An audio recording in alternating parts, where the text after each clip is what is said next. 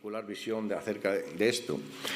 Hace tiempo, en el siglo pasado, en los años 70 o finales de los 60, que se publicó un libro precisamente titulado 100 españoles y Dios, en la cual se hacía preguntas acerca de Dios a las personalidades más relevantes que había entonces en España, ya fuera en el ámbito artístico, en el político, en el religioso, incluso en el científico, y cada uno desde su ámbito daba su opinión sobre qué le parecía a Dios o qué entendía acerca de Dios.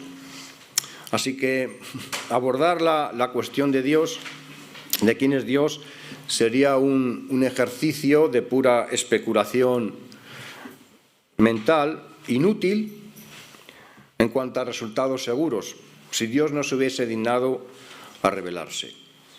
Porque además tampoco se trata de que tengamos una comprensión de la esencia de Dios en cuanto, vamos a decir, aspectos que se podrían considerar científicos. Lo importante es qué carácter tiene ese Dios. Porque si es un Dios justiciero, si es un Dios inabordable, que no quiere comunicarse con el ser humano y que no le preocupa lo que le ocurra y que le da lo mismo si tenemos eternidad que o no, pues ¿qué sentido práctico tendría creer en un ser así? Así que la cuestión no solo es creer en Dios, que existe un Dios, sino quién es Dios, cómo es su carácter, ¿no? Y precisamente tenemos en la Biblia, y nosotros lo vamos a abordar desde la revelación bíblica, lo que se ha revelado, lo que Dios ha revelado a través de su palabra. ¿Quién conoció la mente de Dios? Se dice ya en Romanos 11. Cuán insondables son sus juicios e inescrutables sus caminos. Y también el apóstol Pablo en su primera carta a los Corintios dice, ¿quién entendió la mente de Dios?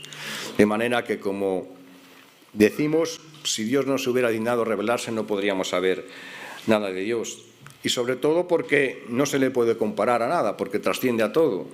¿A qué me haré semejante? Ya decía Isaías en el capítulo 40. Así que esto es una razón añadida que nos hace entender la necesidad de que Dios se nos revele a nosotros para que podamos conocerle. Entonces, respecto a esto, mi propuesta organizativa para este estudio es partir desde los inicios, en Génesis, tomando precisamente la estructura de lo que Dios nos revela de sí mismo, de la propia organización de las Escrituras del Antiguo Testamento, es decir, ley, profetas y salmos. Cuando el Señor Jesucristo se apareció resucitado a sus discípulos, precisamente en Lucas 2,44, les dice que era necesario que se cumpliese de mí todo lo que está escrito en la ley, los profetas y los salmos. La estructura como estaba organizada, lo que llamamos ahora Antiguo Testamento. Bueno, eran ley, profetas y escritos, pero dado que escritos o escrituras, el libro de los salmos que se encontraba en ese apartado era el más usado y el más grande, en vez de decir ley, profetas y escritos, pues ya decían ley, profetas y salmos, ¿no? Así que vamos a seguir esta estructura y de paso pues nos servirá para percibir la revelación progresiva que Dios hace de sí mismo. Así que vamos a ver, ahí los profetas y los salmos. Bueno, pues lo primero que hace Dios es presentarse como creador. Empieza uno a abrir la Biblia por Génesis y dice, en el principio creó Dios los cielos y la tierra. Y esto, pues claro, implícitamente supone también que es poderoso. Si no es poderoso, ¿cómo va a crear todo lo que está creado, ¿no? Aunque después, de una manera explícita, también lo dice en su palabra, ¿verdad? Pero además también, obviamente, supone que es una persona, porque habla, planifica y diseña, como se ve en los dos primeros capítulos de Génesis, ¿verdad?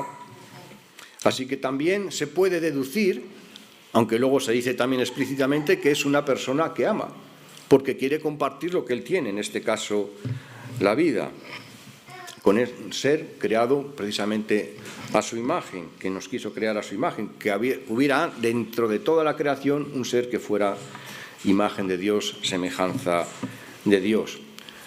También se ve que quiere tener comunión con nosotros, es un ser sociable.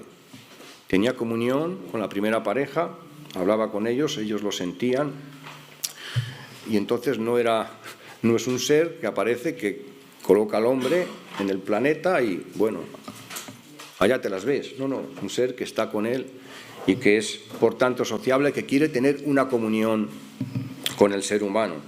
Más adelante también ya se ve claramente cómo Dios es un ser justo, que no pasa por alto la rebelión, pues reprende y hace ver a Adán y Eva, así como al que instigó a Satanás, las consecuencias que le van a venir. No pasa por alto la rebelión, así como también delante de Caín le hace ver su pecado y por tanto va a tener unas consecuencias.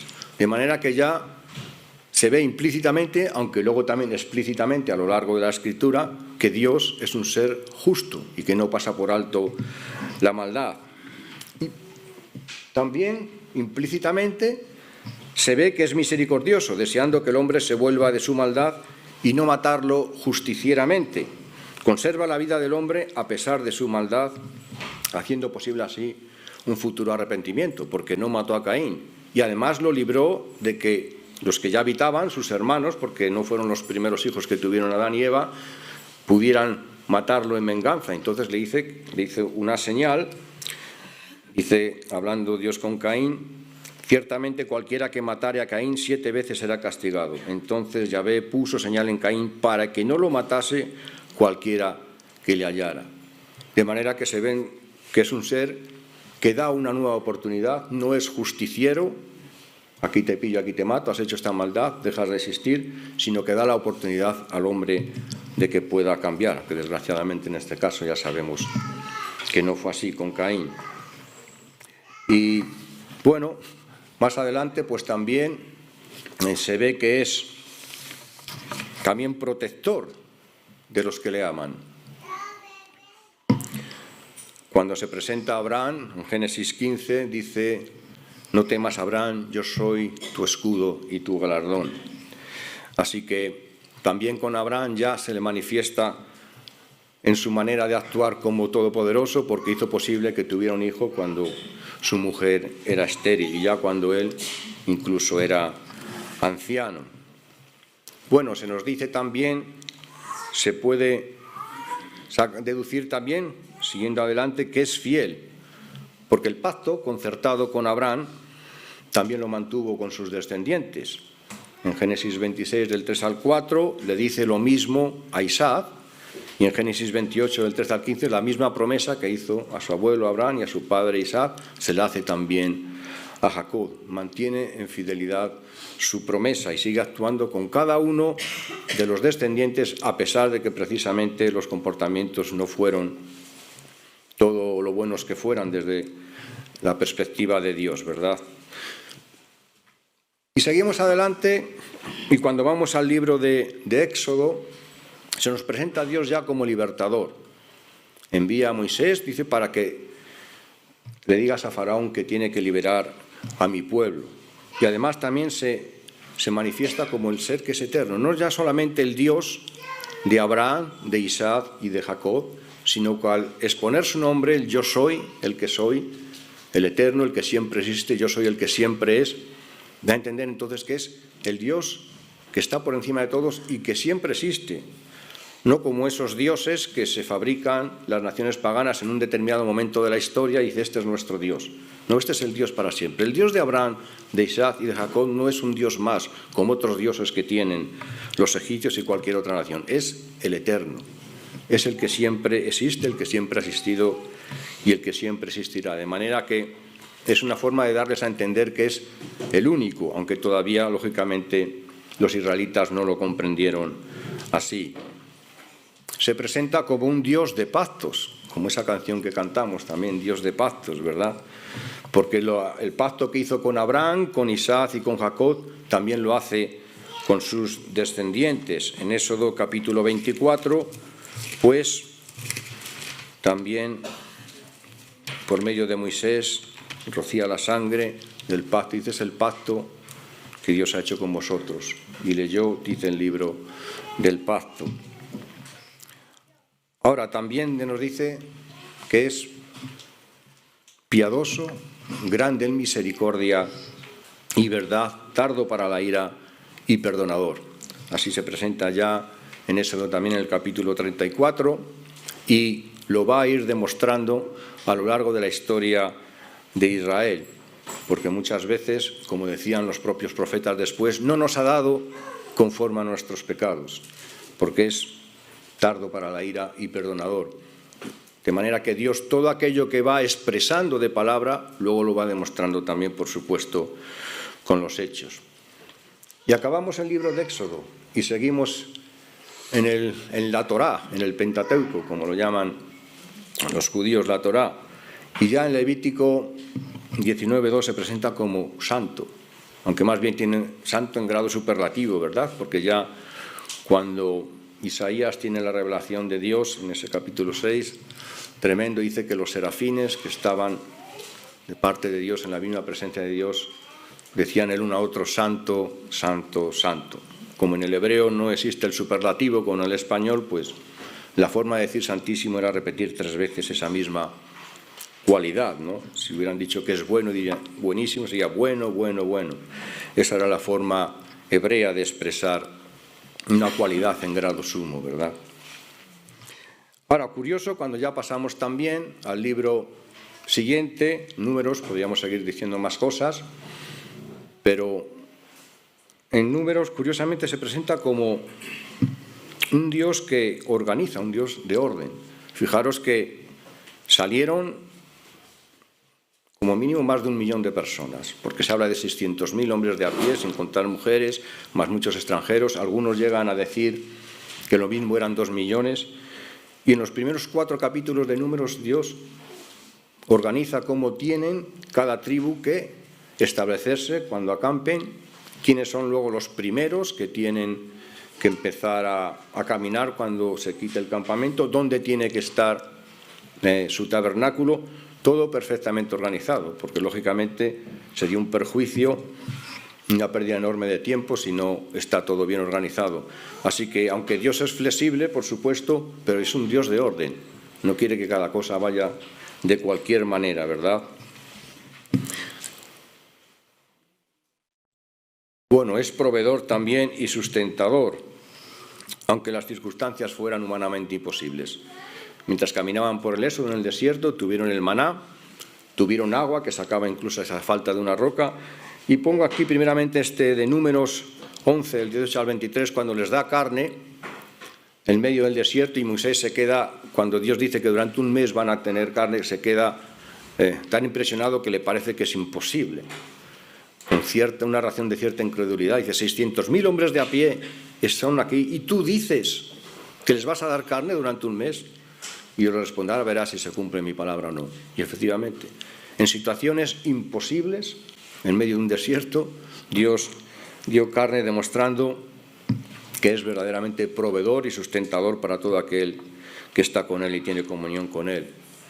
Es un Dios también de bendición, se ve en Números, cuando Balaán fue comprado por el príncipe de Moab para que maldijera a Israel, pues Dios no lo permitió y cambió la maldición en bendición, y Balaán solamente pudo dar bendición, demostrando así Dios a su pueblo que es un Dios de bendición y que no permite que nadie maldiga a todo aquel que tiene una relación con Él y que esa maldición tenga efecto. Eso luego lo recuerda Dios a veces, recuerda lo que hizo Balaán y cómo tu Dios cambió su maldición en bendición. Lo recordaba después a sus profetas, a su pueblo de nuevo. Que da victoria a sus enemigos, ya en Deuteronomio, cuando vence a los reyes de los amorreos.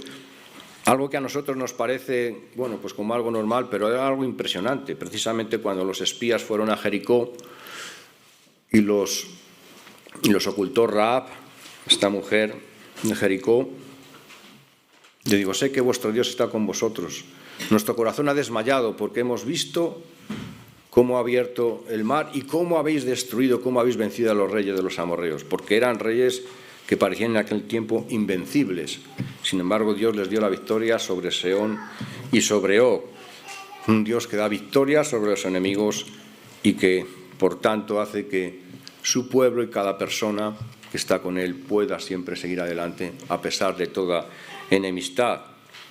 Bueno, también es un ser que domina sobre todo, como aparece en Deuteronomio 10, del 17 al 18, cuando dice que es Dios de dioses y Señor de señores. Es una forma en la que ellos entendían que Dios no puede estar por debajo de nada y que Él está por encima de todo y de todos.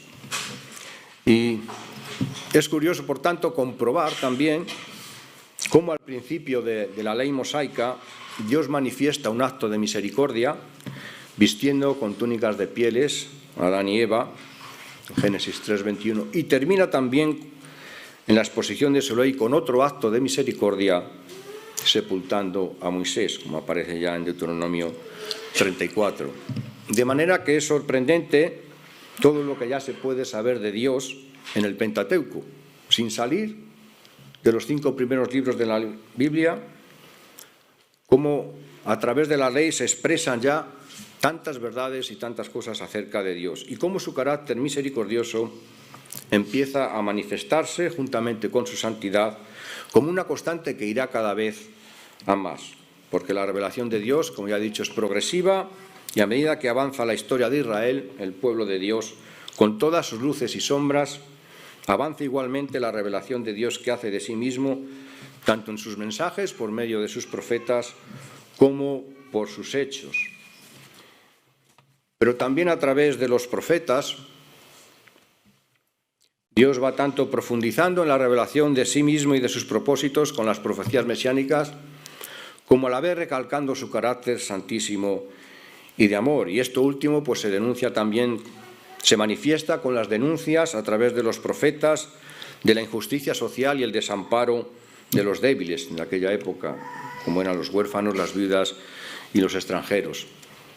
Y sobre esto hay una anécdota histórica, porque cuando los intelectuales del marxismo fueron a la Biblia para tratar de denostarla y criticarla después, se encontraron con que ya veían cómo los profetas del Antiguo Testamento estaban denunciando la injusticia social, la opresión de los débiles por los poderosos y la corrupción de los que estaban en el poder. Y ellos, que pensaban que estaban siendo una punta de lanza en la historia de la humanidad, resulta que se les habían adelantado los profetas del Antiguo Testamento.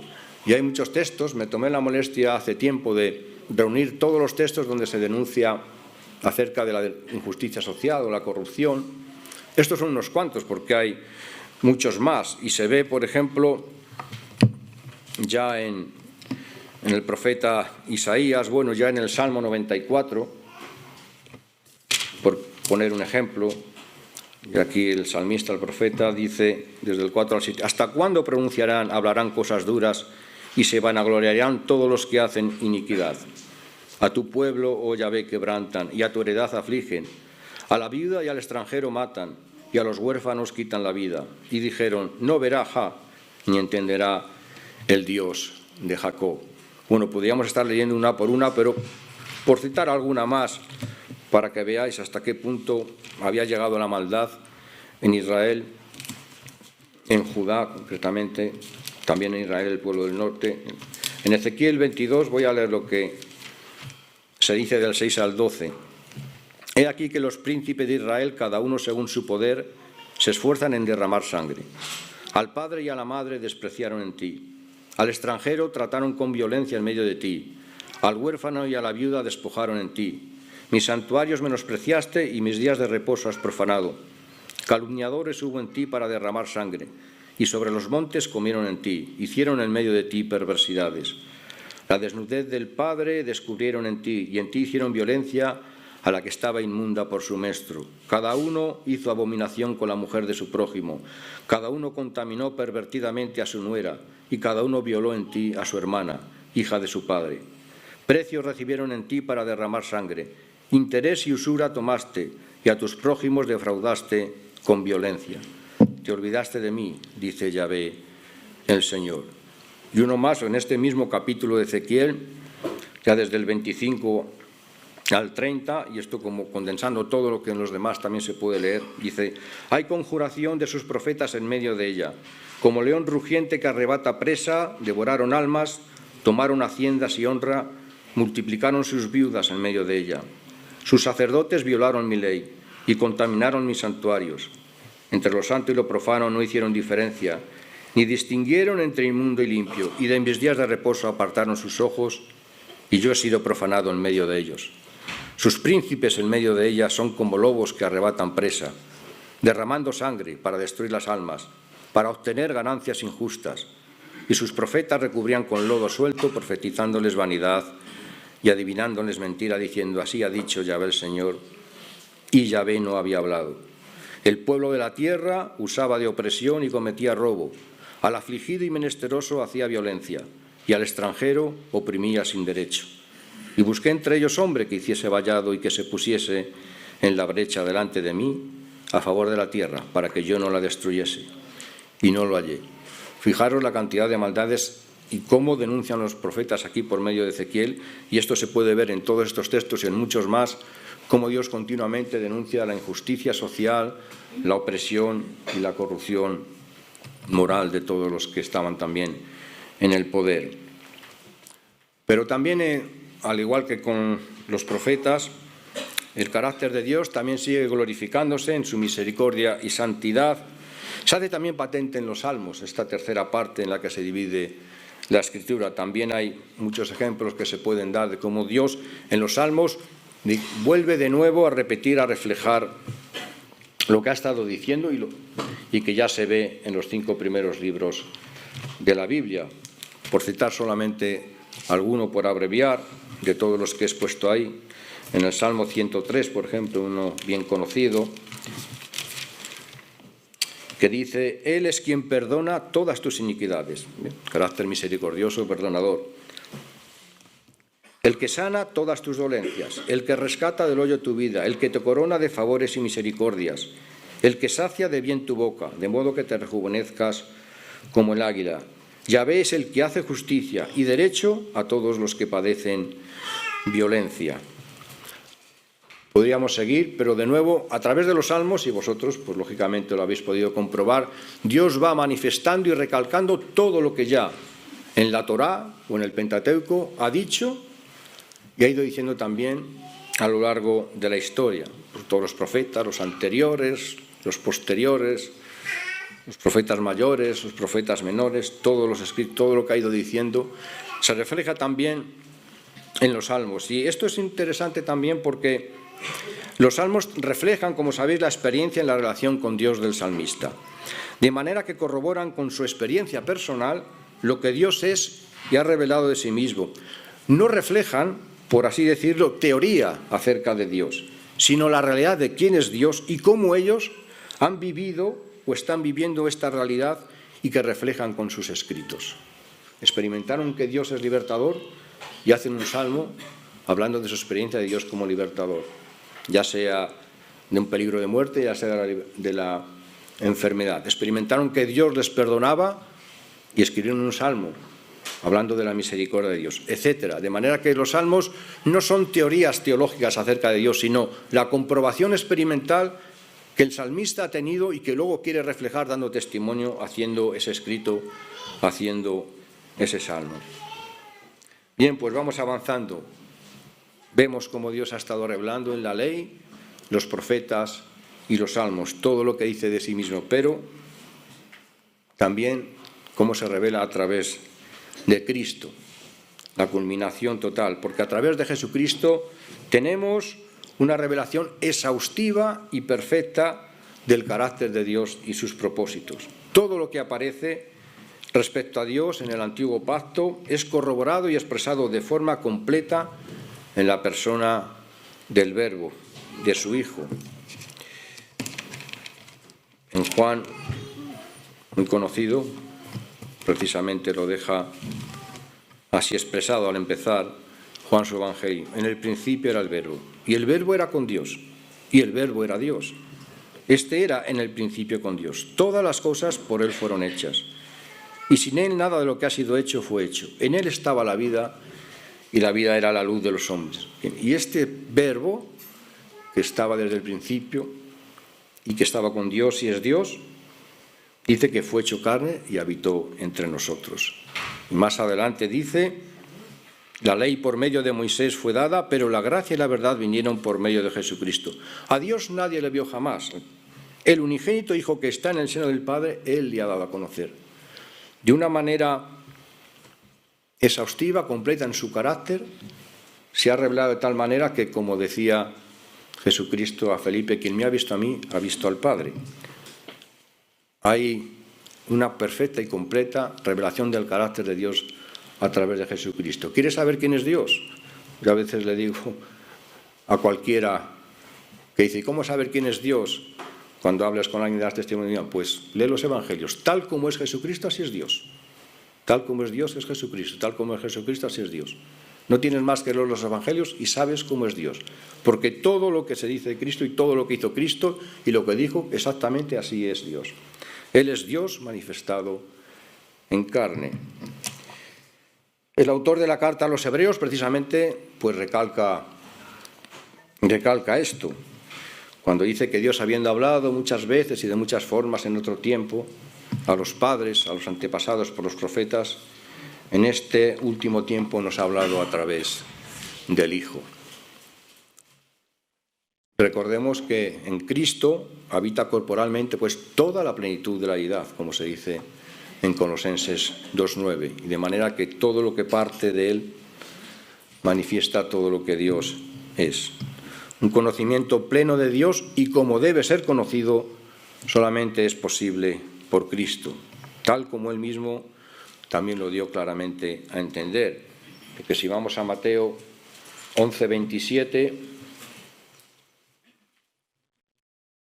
allí está diciendo el Señor Jesucristo, todas las cosas me fueron entregadas por mi Padre, y nadie conoce al Hijo sino el Padre, ni al Padre conoce alguno sino el Hijo y aquel a quien el Hijo lo quiera revelar. Y nadie conoce a alguno, aquí no está expuesto explícitamente, pero en el texto original, y nadie conoce al Padre plenamente sino el Hijo, un conocimiento pleno de su carácter, de lo que Dios es, de sus propósitos. A través de Jesucristo se puede conocer perfectamente. Así que por Cristo también empezamos a entender más claramente que Dios Padre es perfecto en amor, tal como lo expresa, fijaros, en Mateo 5, del 44 al 48. Yo os digo, amad a vuestros enemigos, bendecid a los que os maldicen, haced bien a los que os aborrecen, y orad por los que os ultrajan y os persiguen, para que seáis hijos de vuestro Padre que está en los cielos, que hace salir su sol sobre malos y buenos, y que hace llover sobre justos e injustos. Porque si amáis a los que os aman, ¿qué recompensa tendréis? ¿No hacen también lo mismo los publicanos?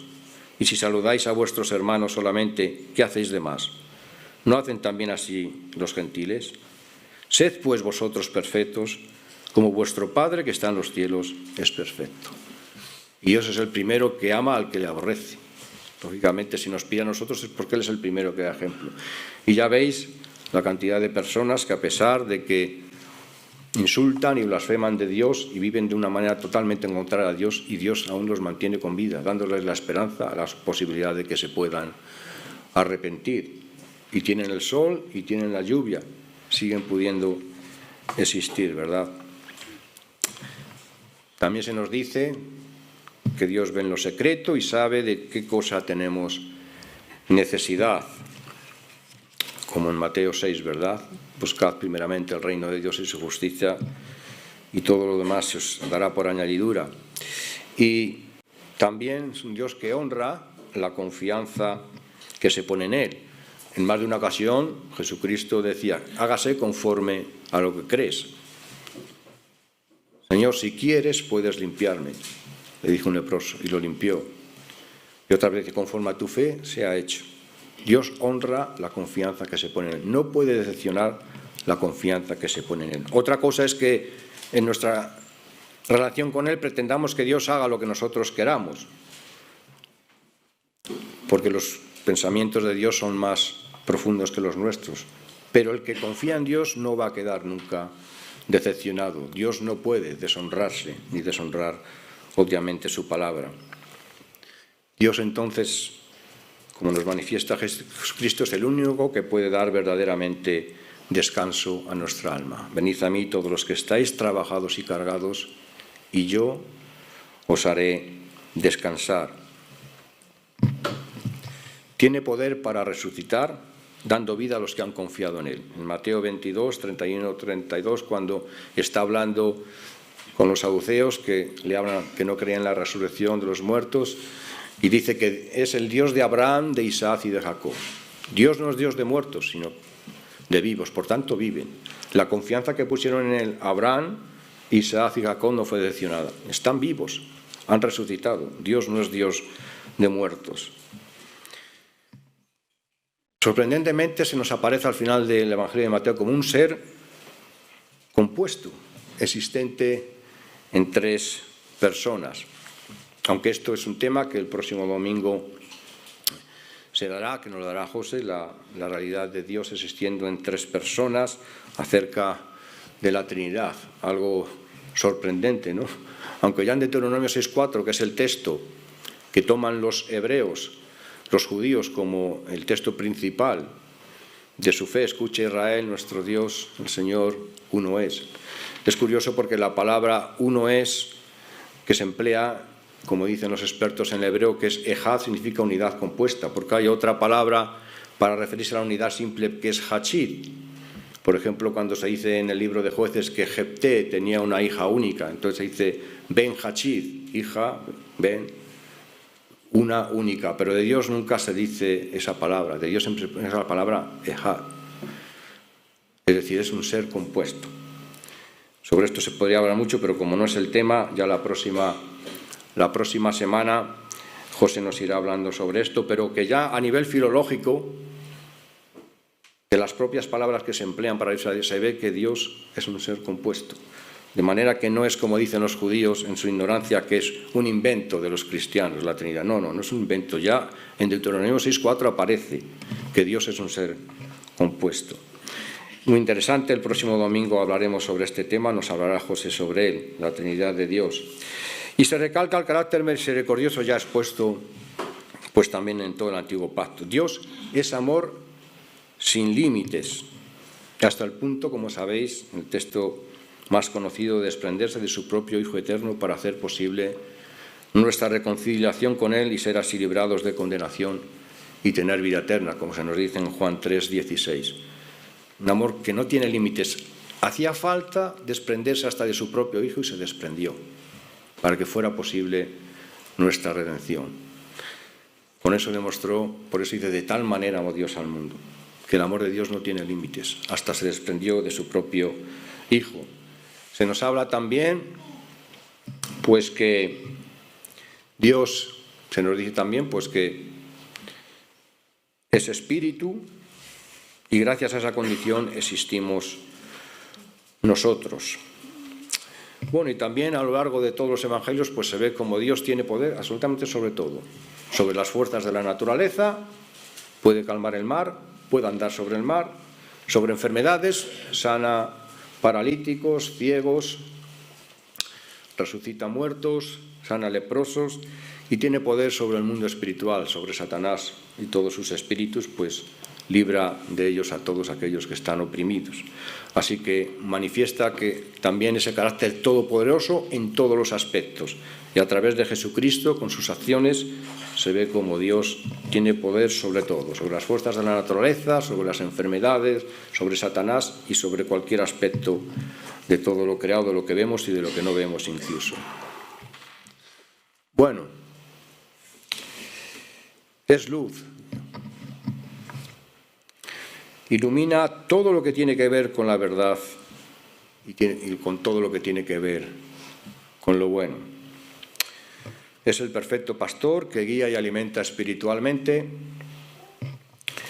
como se nos dice en Juan 10 y en el Salmo 23 y anteriormente, también acerca de que Dios es el perfecto pastor, que nada nos faltará. Y es la verdad también y la vida en sí mismo. En Juan 5:26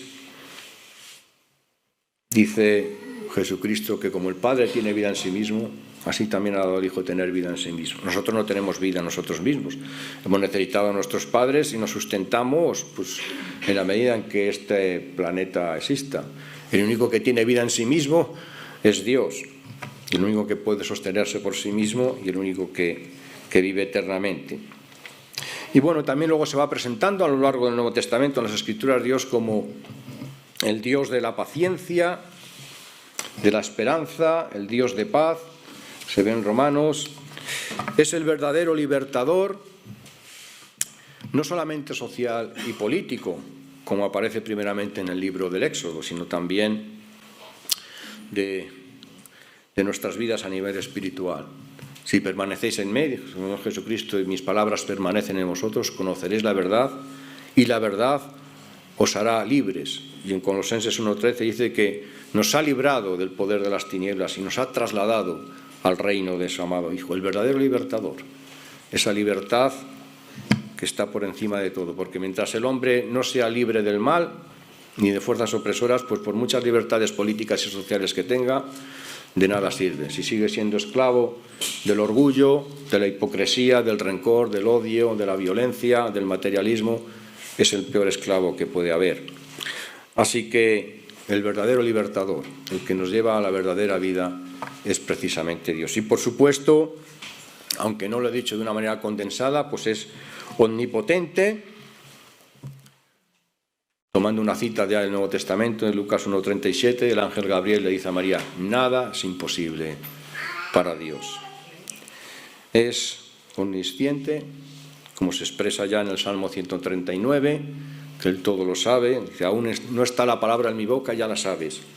Y como se dice también en Colosenses 2:3, que en Cristo están escondidos todos los tesoros de la sabiduría y del conocimiento. Y por supuesto es omnipresente, aparte de que también se dice en el Salmo 139, cuando dice el salmista: ¿a dónde me iré de tu espíritu? Si tomare las alas del alba, allá estás tú; si fuera a lo profundo del mar, allá estás tú. Y como dice también de una manera muy conclusiva el apóstol Pablo al finalizar Efesios 1:23, dice de Dios: aquel que todo lo llena en todo. Por último, algunas aclaraciones sobre el actuar de Dios. Porque Dios en principio actúa con amabilidad y dulzura, como es propio de su amor, y lo experimentaron en los tiempos de Jesús todos los que eran tenidos por pecadores, como por ejemplo Mateo, que era publicano, lo tomó por discípulo; Zaqueo, también publicano pecador, y fue a su casa; la mujer ramera, que enjugaba los pies de Jesús con sus cabellos y los lavaba. Todos iban a Cristo porque veían su carácter dulce, amable. Ahora bien, hay tres comportamientos del ser humano que conllevan el que Dios responda o actúe con dureza, que a veces nos pueden sorprender. Y esto hay que hablar. El primero es el desprecio de su misericordia, rechazando su llamada al arrepentimiento y preferir lo malo.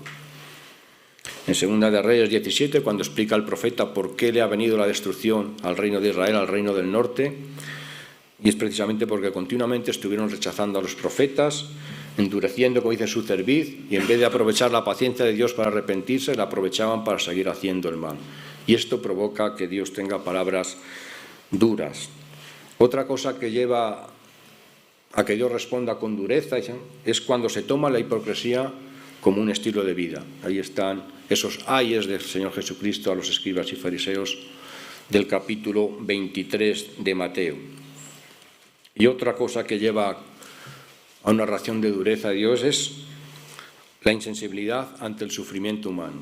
En Marcos 3, cuando está ese episodio en el que hay un hombre que dice que tiene una mano seca y Jesucristo pregunta a los fariseos que están allí si era lícito en sábado sanar o no, hacer bien o mal, dice que se callaron. Y entonces dice que mirándolos alrededor con enojo, fíjate, con enojo, cuando la visión de Jesucristo siempre fue dulce y amable, dice, mirándolos alrededor con enojo, entristecido por la dureza de sus corazones, le dijo: extiende tu mano. Así que cuando alguien es insensible ante el sufrimiento humano, ya sea por fanatismo religioso, como en este caso, o por fanatismo político, que se enfrentan a otros y no quieren saber nada del contrario y le desean todo el mal, o por fanatismo deportivo, cuando hay enfrentamientos entre diferentes hinchadas y es insensible ante el que muere, que muera, es igual. O por fanatismo étnico, cuando se desprecia a las personas. Un caso que se dio en los años 30, por ejemplo, tantos otros que se podrían decir, de una tal Bessie Smith, que era considerada como la emperatriz del blues. Esta murió en 1937 desangrada tras sufrir un accidente automovilístico y no ser aceptada en varios hospitales por ser negra. Insensible ante ese sufrimiento. Si muere, que muera. Es negra, no la queremos. O sea, esto es lo que provoca que Dios a veces tenga reacciones de dureza. Cuando el hombre desprecia su misericordia y aprovecha su paciencia para seguir haciendo mal, o cuando se quiere ser hipócrita como un estilo de vida, a la apariencia, no ser uno sincero, y cuando hay insensibilidad ante el sufrimiento humano. Esto es lo que hace que Dios a veces tenga que actuar así de una manera dura, pero cuando no es así, Dios es capaz de ser dulce, amable con cualquiera, por muy pecador que sea, como pasó con Zaqueo, con Mateo, con la mujer ramera que se presentó delante de él. Pero hay estos casos que hay que tener en cuenta cuando alguien, pues Dios, ¿por qué hace esto? ¿Por qué hizo? Dios no puede consentir determinadas cosas y que una persona sea tan insensible al sufrimiento humano como a veces ocurre, ¿verdad? Y que se utilice su misericordia no para arrepentirse, sino, mira, como no me pasa nada, pues sigo haciendo mal. El terrorista, mira, si no he muerto, pues voy a poner otra bomba. El violador, si no he muerto, pues voy a violar otra vez. El ladrón, mira, si no he muerto, pues voy a seguir robando. Y ese usar la paciencia de Dios y tomarla como indiferencia de Dios, cuando lo que está haciendo Dios es lo que provoca que Dios tenga que ser duro a veces. Bueno, pues hasta aquí, no sé si alguna pregunta más, aunque no da mucho tiempo, pero sí por lo menos alguna pregunta, si alguien quiere hacer algo, hay que aclarar algo, porque lógicamente el tema podríamos seguir y dar más textos, pero al menos con estos podemos ya hacernos claramente una idea de quién es Dios, el Dios que aparece en la Biblia y con quién nos estamos relacionando.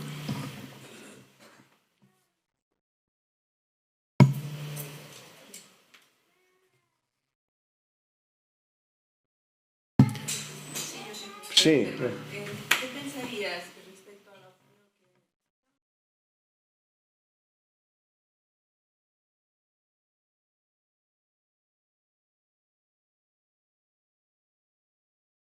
tanta pobreza?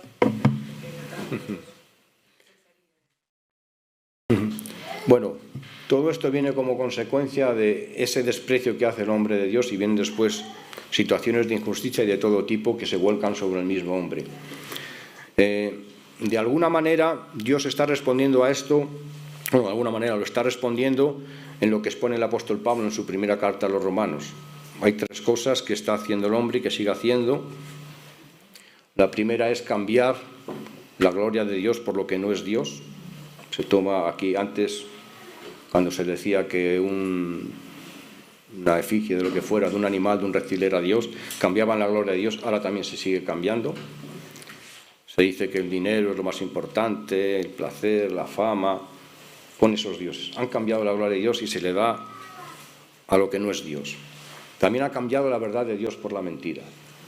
Y también dicen que han decidido no tener en cuenta a Dios. Y lo que Dios dice, pues bueno, ¿no quieres saber nada de mí?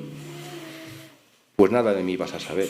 Y ahí queda el hombre, abandonado, a causa de este comportamiento. Y al abandonado, pues vienen todos los males. Y repercute sobre los débiles, y repercute sobre niños, y repercute sobre todo. Y las fuerzas de la naturaleza desatadas. ¿No quieren saber nada de Dios? Bueno, pues si no quieres saber nada de mí, domina tú las fuerzas de la naturaleza, domina las enfermedades, domina la violencia del propio hombre, domina la injusticia. Tú eres Dios, yo no existo, no quieres saber nada de mí. Ahí tiene. En el Salmo 81, lo que dice el apóstol Pablo en Romanos 1, en el Salmo 81, 14, no, en el Salmo 81, 11 dice: pero mi pueblo no oyó mi voz, e Israel no me quiso a mí. Los dejé, por tanto, a la dureza de su corazón. Caminaron en sus propios consejos. Pues eso es lo que hace Dios también. Nos ha dejado. Cuando dice, ¿dónde está Dios? En el fondo tiene razón, no está. ¿Pero por qué no está Dios? Porque han cambiado su gloria, porque han cambiado su verdad y porque no quieren tenerlo en cuenta. Y como le pasó a Israel, los dejé, por tanto, a la dureza de su corazón. Es lo que hace Dios ahora. Pues ahí quedáis. ¿No queréis saber nada de mí? Pues nada de mí vais a saber. Y claro, sufren después inocentes. Pero el problema también con esto es que se piensa que como esta es la única vida, niños que mueren, qué desgracia, se acabó. Como esta es la única vida que existe y la mejor, ¿cómo Dios puede consentir que mueran niños? Pues esta no es la única vida ni la mejor, y esos niños van a estar mucho mejor con Él. El problema es que estos como están ciegos espiritualmente y piensan que esta vida es la única y la mejor, ¿cómo Dios puede consentir que mueran niños?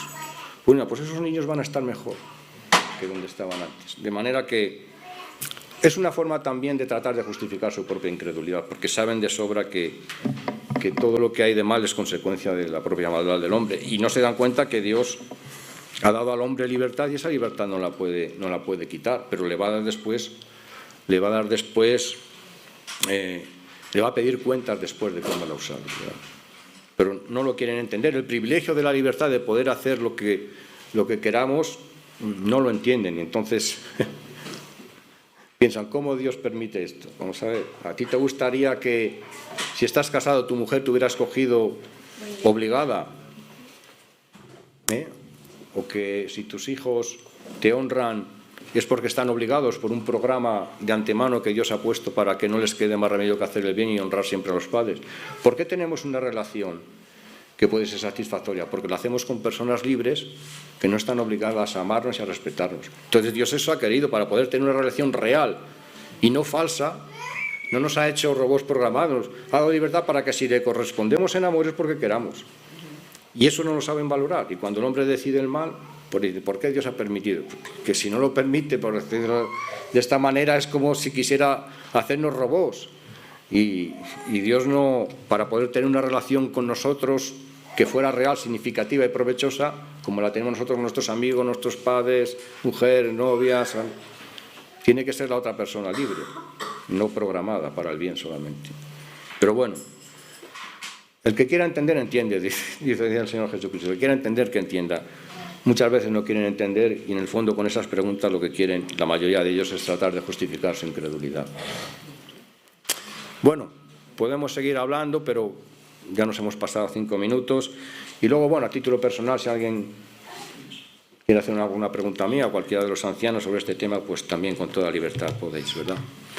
Bueno, vamos a terminar entonces con una oración. Gracias, Padre Santo, porque a través de tu palabra podemos, por tu gracia de querer revelarte, conocer cómo eres y poder gozarnos en lo que tú eres y poder experimentar, Padre, la realidad de tu amor y de tu justicia. Gracias porque nos has tomado como hijos, perdona nuestros pecados continuamente por la sangre de tu Hijo y podemos sentir tu bendición y tu protección.